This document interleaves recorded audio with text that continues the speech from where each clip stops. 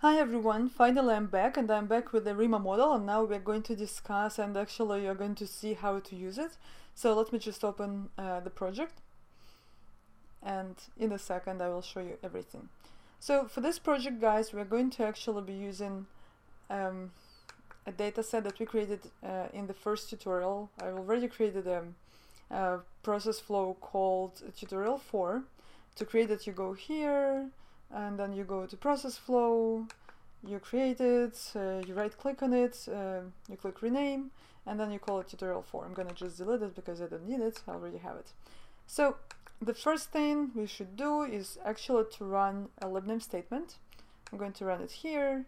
So because we would like to access a file that we already have, so it will be BSTA477. And let me just go to that place, to that folder with the file.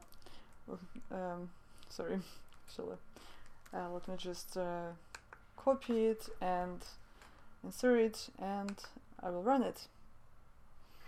So it says that it was successfully assigned, so that's perfect. So now we have the library, now we can access our data set. We can actually go here to the left, service local and libraries and BSTA477, and the file we're going to be using is called query for bike sharing daily. So that's the file.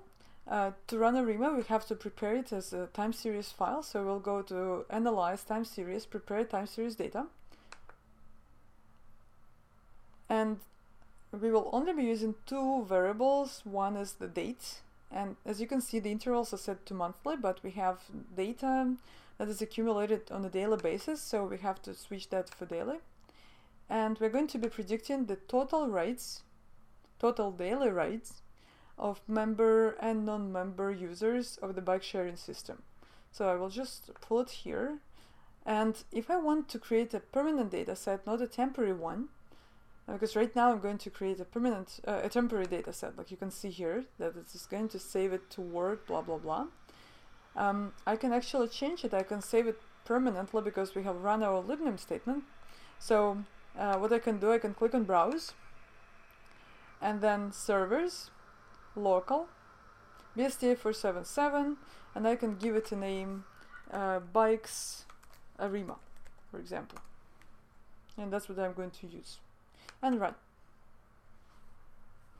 So now, as you can see, I have a data set. It still has like 731 observations, and it has like all those data points. Now I will go to Analyze, Time Series, Arima Modeling and Forecasting.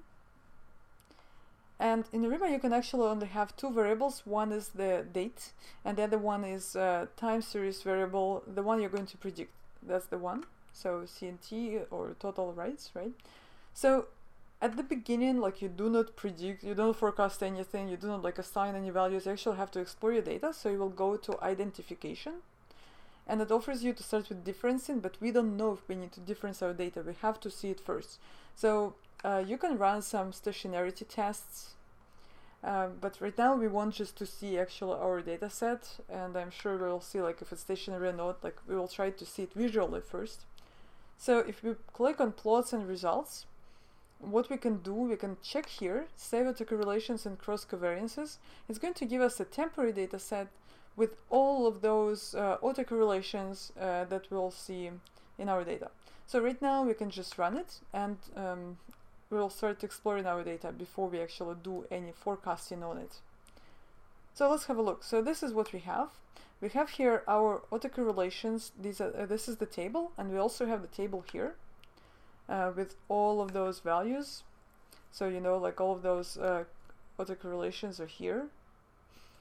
So if we go back to the results, we can see that we have 731 observations.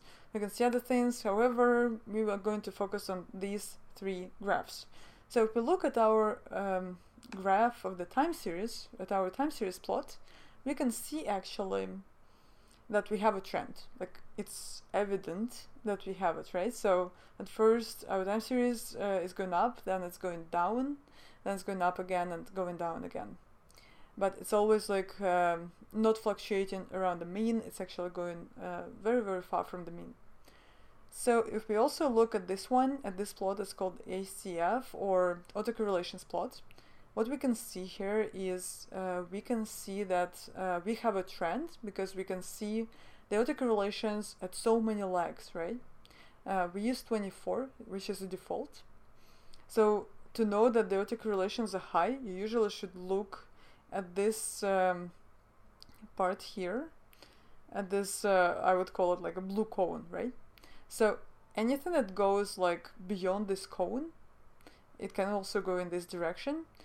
It actually exceeds the interval of 95%, your confidence limit, right, of 95%, and that means actually that there are autocorrelations present and they are strong or moderate at least.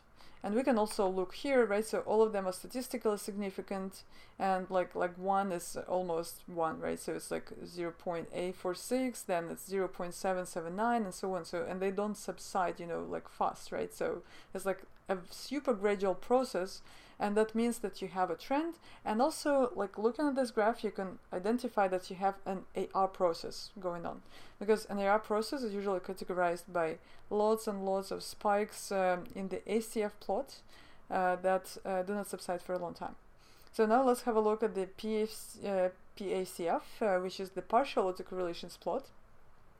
So in this plot, again, we see some autocorrelations that go beyond this blue cone, so that means that they are still strong, and they are strong up to leg 6, and then we see another spike at leg 14.